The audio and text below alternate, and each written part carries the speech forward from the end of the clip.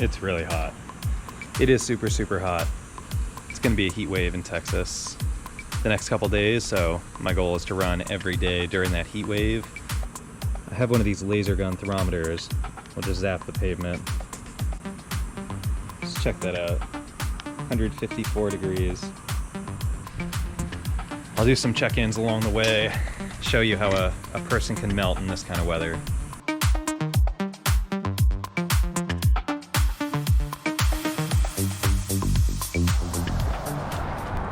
It actually doesn't feel so bad right now, especially in the shade. There's not even really that much of a breeze. I don't know why. It just, I don't know. My phone said it was 102, but I don't think so. It doesn't feel like 102. No breeze, check out the flag. Maybe it feels like 102 and the air temperature is 96, but it doesn't feel like the air temperature is 102. Over the next coming days, I saw temperatures at 106, 107 on the forecast. Earlier this year I ran in 105, and that's been my max so far. Running in the summer in this heat is hard. Definitely is. I feel like my brain starts to slip. Like more of my brain energy needs to be devoted to internal life support and just moving forward. So it gets to be harder to think about things. It gets to be harder to form sentences and make sense. I also think I'm still warming up and I'm on a huge hill, so I can't jump to any conclusions about how I'm doing. Yeah, going uphill, it's always deceptive.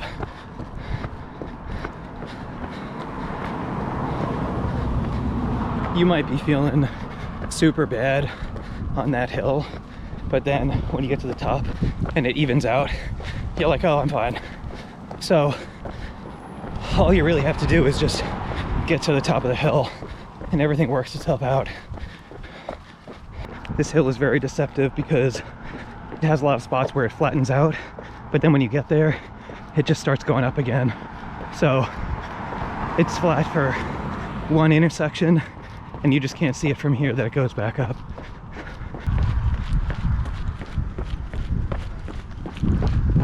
There's a little shade on this side of the street, but it's only this part. Great Hills neighborhood is always pretty nice. It's a good place to run. It's called Great Hills and the hills are great. Go figure. One reason why running in the sun and heat like this day after day is hard is that each day you lose water and hydration and electrolytes, and it's so hard. You know, like running a mile in the heat is like running 2 miles at a good temperature and 3 miles at a perfect temperature. So this is killer, you know. I'm running probably a 10K today, and I'm just thinking, that's good. I don't really need any more of that. I'm in it for the long haul. We'll see. All right, here we go. Straight sun, no shade. I think this might be the hardest part of the run. This road is Fire Oak, and I think it's called Fire for a reason. You know, I acknowledge that it's hot, and I definitely feel the heat, but I'm not letting it bother me. It's not gonna bring me down. It just is what it is. When it's good weather, I appreciate it. When it's bad weather, like this, is almost good too, because it's like I get more bang for my buck with training and running. I think it's this way with a lot of things, but your current self has to pay the price and your future self will benefit. So your future self thanks you for what your current self is doing. And if you don't want to do something now, do it for your future self. So it's like right now, this is hot to be out here. It's really hot. I'm like melting popsicle man, but I know my future self will be super pumped that I did it. All right, I'm 3 3/4 of a mile in, more than halfway. I'm feeling okay. Probably my biggest and number one concern is when I sweat out all of my sodium. If I don't replace it quick enough, I'll get leg cramps, muscle cramps in my calves and the bottom of my foot. Once I start getting cramps in my legs and feet, I'm done for. I can still run, but I get cramp flashbacks in my legs.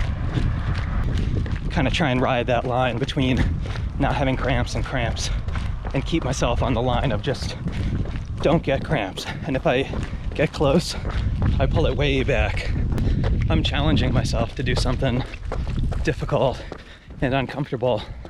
And it was easy, I would do it every day, but I don't. And I don't think anybody really should. But for a couple days I will.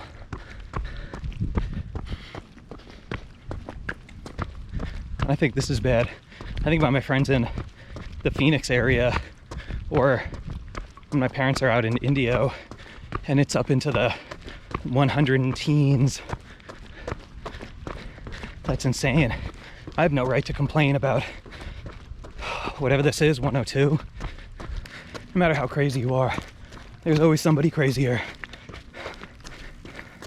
And those people are running in places where it's 116 degrees today. So hats off to you.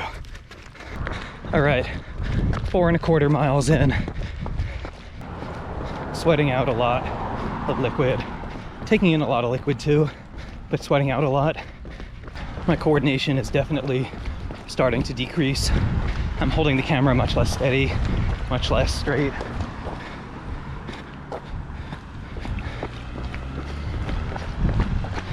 I'm kind of getting more disoriented.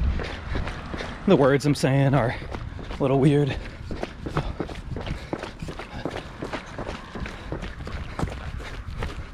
Just the whole motor skills and everything are getting a little weird. Even the deer is smart enough to stay in the shade. I got this honey stinger gold flavor. This is pretty good stuff, very sweet, but not too sweet. Kind of as I predicted. Once I got out of the hill, got into the downhill, into the shade, things start getting a little bit better. I'm getting my wits about me. The farthest distance I've run is 50 miles at the Barrier Island Ultra back in November. It was a ton of fun. Super fun race. But my goal is to run 100 miles. We'll see how long it takes. I'm kind of shooting for maybe mid to late winter. Give me enough time to train. You know, I want to give myself a legitimate goal. All right, these palm trees up here, that's kind of my 1 mile marker. When I pass these palm trees, I know I'm a mile from my place. There's one. There's the other. I'm done. That was 7 miles, pretty much on the dot, just a hair over, but 7 miles. And I don't know if you can see this, it's at 100 degrees still. I am just blasted here. Oh, I'm in the HQ, aka the garage, and it's just so hot. I'm gonna go back inside, but yeah, I have about a liter of Nuun prepared in the fridge. Actually, like a liter and a half of Nuun in the fridge waiting for me. So that's one tip for good recovery, is just be prepared. All right, I'll see you tomorrow.